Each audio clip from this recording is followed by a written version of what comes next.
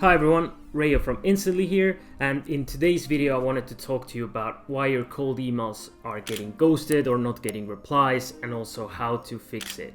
So there's nothing worse than putting a lot of time and effort into cold email campaigns and then not getting results out of them, all because you didn't avoid some common mistakes that could have easily been avoided. So everything I'm going to talk about in this video is going to help you get more replies, more meetings, and ultimately more revenue for your business. So let's jump right into it. So the first thing I wanted to talk about is kind of like a broad one. It's that your emails don't even reach the person's inbox that you're trying to send emails to. So problems like technical setup done wrong, sending out too many emails, and also just straight up spamming are the main reasons why you're getting stuck. So let's say in spam, in the promotions folder, or you're just getting bounces because of these reasons. And to fix these, it's ultimately super easy. So you just need to follow all the guides we put out. So I'm going to link in the description as well, following Instantly setup guides in doing the technical setup. So this means buying domains, creating email accounts, making sure that the DNS records are all correctly set up, and everything along those lines. Then the second point, sending out too many emails, is again a super easy fix. So you need to just stick to the recommended limits that we can give you. So that's in general 50 emails per day per email account, so not exceeding that limit. Because what we often see is that people who try to send out more emails and they just crank up the sending volumes are the people that are going to get stuck in spam and have deliverability issues, which ultimately means that their emails will not even be seen by the people that they're sending emails to. And the third point of spamming kind of goes together with the volume, but also making emails relevant. So don't just pick out like a huge list of people and just send out a generic email to everyone and see what like sticks. Make your lead lists relevant, so pick out the like exact niches you want to contact. Make sure that your emails are super relevant for that niche, so the people that are actually opening it, they feel like it's targeted towards them, it makes sense to them, and this way you'll get way less like spam reports, all that kind of stuff, and yeah, that will do wonders for your deliverability. Alright, moving on to the second reason, which is you have not tested enough copies and targeting options. So people very rarely land on a winning copy and targeting right away. It's not like you put up your first campaign, just put any leads in there, write a random copy, and you're gonna get the best results ever. Usually it does not work that way. So you need to get super lucky for it to like get it right away. So you need to constantly be testing different copies, angles, and targeting options. So to bring you a couple examples, so in terms of testing different targeting options, so a lot of people are going to go after CEOs only, and especially like US CEOs. So these are the people who are going to get the most amount of cold emails. It's going to be the most difficult to get their attention. So you could try targeting other C-level executives, lower level managers, try switching up the countries, and yeah, just playing with the targeting. And the second point comes from the copywriting world. So you want to create multiple different copies and campaigns. So let's say 5 to 10 different copies, and you want to make them like actually different. So one copy you can write like a longer one is super short one like a middle one. Then from one copy you can make like super vague, so you're not going to mention every detail about what you're offering.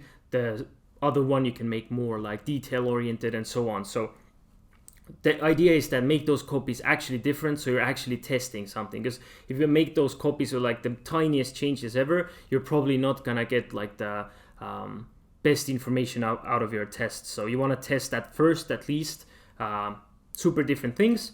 And then once you figure out, okay, these types of copies work the best for me, now you can take those ones out and continue with them and make those tiny adjustments now, like try a softer call to action, try a different kind of subject line. Then you can make those like tinier adjustments. But at first you want to do go like really big into testing. Right, and the third point I wanted to talk about kind of ties together with the previous points as well, is you're asking for too much too soon. So this oftentimes means that your call to action at the end of the emails is asking too much. So for example, asking for a call right away. So you have to keep in mind that these are cold emails. The person you're contacting has never heard of you before, like most likely. And jumping on a call right away might feel a bit too much at first. So try softening your call to action. So you can ask for interest, you can ask for permission to send over a loom or any kind of like additional information, and you can play around with this entire like mindset of just asking less of the person. Also, you can think about offering value right away. So here's what we kind of mean with the loom video. So you're gonna ask them if they're interested in seeing a loom video or something about your service or like what you can do for them. So already it's like offering value, right? So now instead of responding like, yeah, okay, let's jump on a call, they just have to respond like, yeah, I'm interested, or like, all right, send it over. And now from that point, you already have like a warm lead, a warm contact that you can follow up with. And it's in your like sales pipeline. So this is going to boost your reply rates a ton for sure. And it's much easier to continue like an ongoing conversation once you've already gotten that first positive response. And last but not least, your offer may not be good enough. So this may be like a more difficult pill to swallow, but you also have to take a critical look at your offer and figure out how to make it more attractive. So as you can see from the tweet below, I tweeted out, even the best copy and targeting cannot save a bad offer. A great offer, however, will get results even with a mediocre copy and targeting. So if you can make your offer the best it can be, the most attractive, you can get away with a worse copy. You can do plenty of mistakes and still get great results. If you have a bad offer, it's going to be so difficult to sell. And the same goes for, it's not just about like cold email, the same goes for like all marketing, like paid ads, all that kind of stuff. If your offer just is not attractive to people, you're not going to get great results out of that. So kind of taking a hard look at your offer. Also your niche, maybe you can pick out the niche that's better, less saturated. It's going to do wonders for your results. And for that, I recommend checking out the niche and offer section in the Instantly Accelerator. So for those who don't know, the Instantly Accelerator is a cold email course that we put together. It's in the Instantly app itself. It's free for every single user, even the free trials. And basically everything we know we put into those guides. So check out the niche and offer section. There's a bunch of useful stuff there where you can make your offer much more attractive and also pick a niche that works just better. And this way it will basically boost everything you're doing. So if you're putting effort into copies, targeting, all that stuff, it will be magnified by your offer just being more attractive as well. So this, I would say, is kind of the most important part of just getting great results.